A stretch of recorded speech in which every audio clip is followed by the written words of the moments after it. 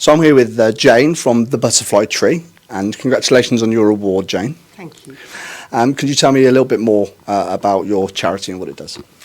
Yes, I started the Butterfly Tree back in 2006, and this was primarily just to support orphans in education, because I was able to go to a village and see firsthand the devastation caused by HIV pandemic, where 50% of the children in this community had lost one or both parents.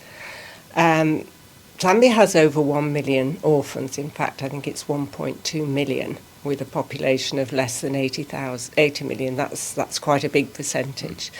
So the charity started off as an orphan sponsorship programme. And then we started to see what more could be done, and everywhere there was shortage of classrooms. So we started raising money for a high school. And education has been the main funding that we've put in. We've probably developed over 40 schools now, some from scratch, probably about 15 schools where there was nothing but a mud and pole construction. And they've got proper classrooms, teachers' houses, and all the infrastructure in place.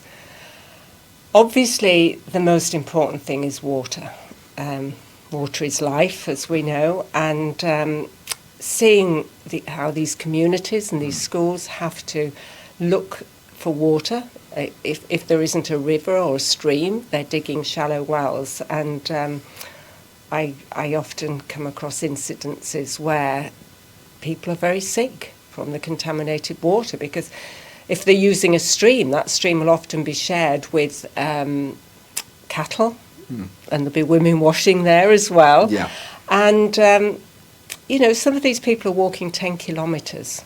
We had an experience in 2019 where they had very little rains.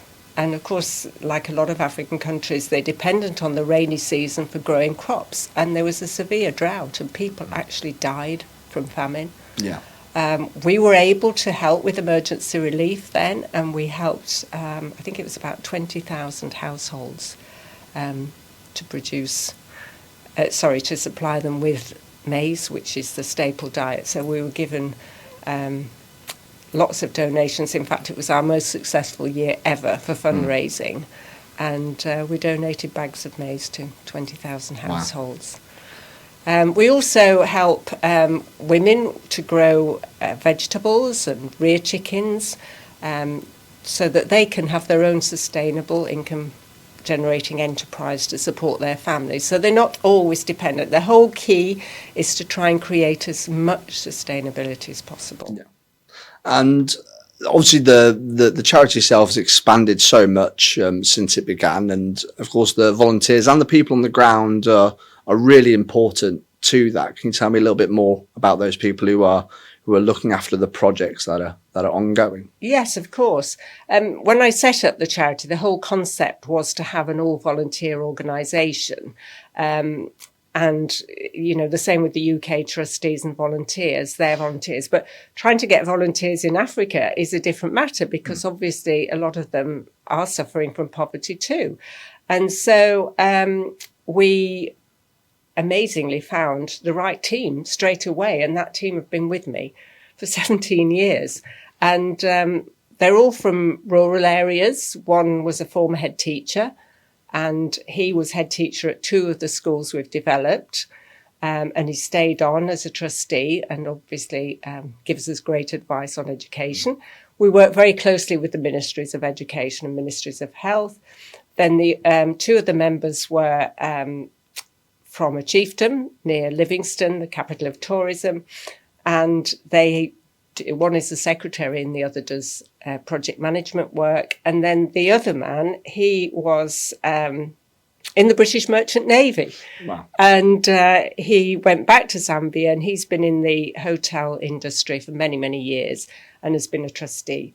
And he helps us with the malaria prevention programme, which, as many of you will know, is one of the biggest killers of man. Yeah, and something I was going to ask you more about that, because there's been obviously some developments in the past couple of weeks, hasn't there? Yes, so malaria is easily treatable, and there are lots of vaccines being developed. It's taken decades to get vaccines there, but they're still only being given out to a minority. Yeah. So prevention is vital. And unfortunately, these children who live in areas where malaria is prevalent, many of them don't get any protection. The criteria for the government is that under 5s and pregnant women do get the priority when it comes to distribution of mosquito nets. However, that leaves the school children without any protection. And so we have two interventions. One is our mosquito nets for schools, which we pioneered, and that gives them, every week, donate a mosquito net to every child and teacher within a school, so that there's complete coverage. Yeah. And we educate them about it, so they're not using them for fishing nets, or I have even heard of a white one being used for a bridal gown. Oh, really? But, you know, they are vital, and they're treated with insecticidal coating. Then the other intervention that we introduced to Zambia is a safe intervention. It's produced by a company that have a paint, and you paint that on the inside of dwellings. Okay. And that, when a mosquito lands on it, it will ingest the insecticide and then fly off and die. So it's perfectly safe for humans because they're not getting direct contact with it. And it's far superior and better for health than the existing, what they call indoor residual spraying, where chemicals are sprayed within the dwelling. And then the other intervention is called larvicide, and the granules that you put inside a pond or a stream, and that prevents the larva developing into mosquito. Okay.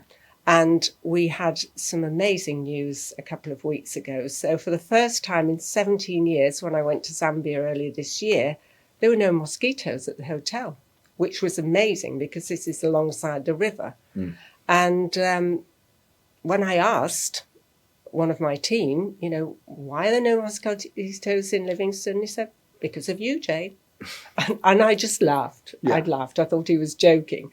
Damien's a great comedian. So anyway, looking into it more, it was our intervention. So the main area where mosquitoes were breeding was the storage tanks. Okay. And of course, being a tourist area, all along the river, there are hotels and lodges, and malaria is prevalent. Yeah.